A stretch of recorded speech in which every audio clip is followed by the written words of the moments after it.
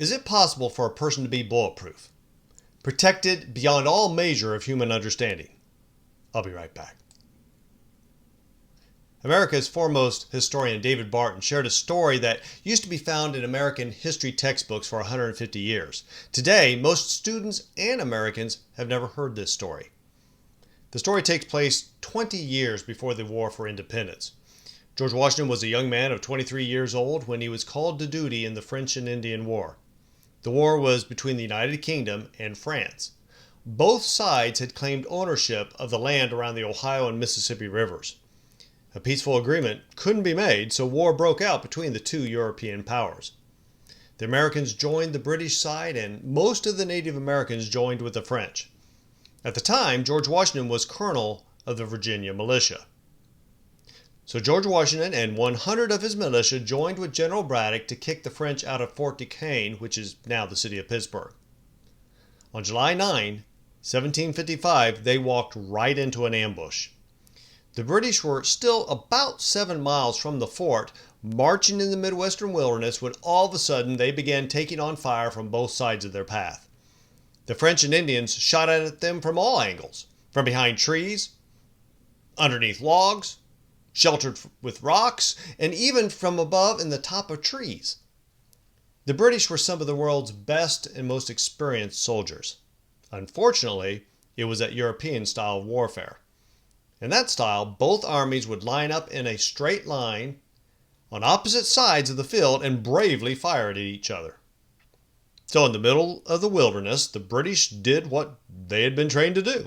They lined up shoulder to shoulder, neatly as if they were marching in a parade. They were easy pickings for the enemy. The Indians and French, protected by their hiding places, took out the British with ease. In only 2 hours, over 700 of the 1,300 British and Virginia militia troops were slaughtered. Only 30 of the French and Indians had been shot. George Washington was the only officer who was not shot off of his horse. This 23-year-old militia leader found himself in command of what was left of the British army. What should he do? Continue to fight? Washington knew what he had to do. He must save what was left of his men. Washington gathered up the remaining troops and retreated back to Fort Cumberland.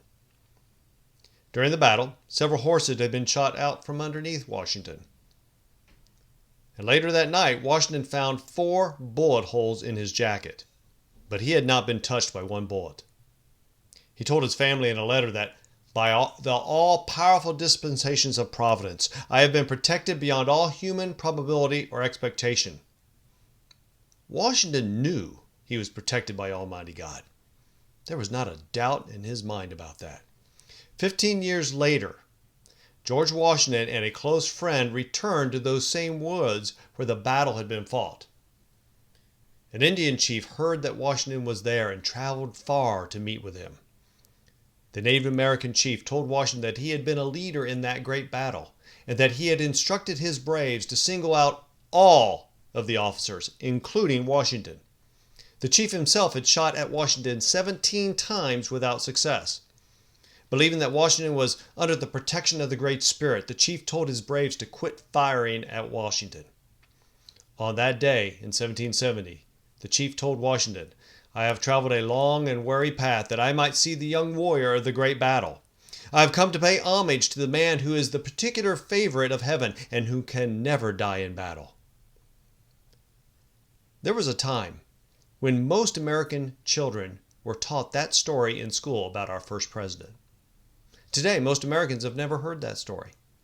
A recent poll shared that only 40% of Americans have a basic knowledge of history. That's a basic knowledge of history. And that is very sad and dangerous. Philosopher George Santayana said, those who cannot remember the past are condemned to repeat it. Now that lesson goes both directions. Today there are ignorant cries to tear down statues in an attempt to erase part of our history. But if we don't remember the mistakes of the past, then we are condemned to repeat them. There is evil in parts of history. We must never repeat the sins of the past. So we must understand history. We must understand how the Hitler of the 1930s became the Hitler of the 1940s and killed over 11 million Jewish people. We must understand the history of slavery and how one man, Abraham Lincoln, led the fight to end that scourge in the United States in 1863. History is not without evil, but we must remember it. History is also filled with stories of good, and we must remember them too. We must walk on the shores of Kitty Hawk, North Carolina, and remember the Wright brothers and man's leap into a bigger world. We must remember that first shaky flight and how it shined a light onto the path that led us to Tranquility Base on July 20, 1969, when Neil Armstrong declared, "That's one small step for man, one giant leap for mankind." So, is it possible to be bulletproof and protected by all measure of human understanding? Beyond that? Oh yeah. This is Mark Bowser. Thanks for listening.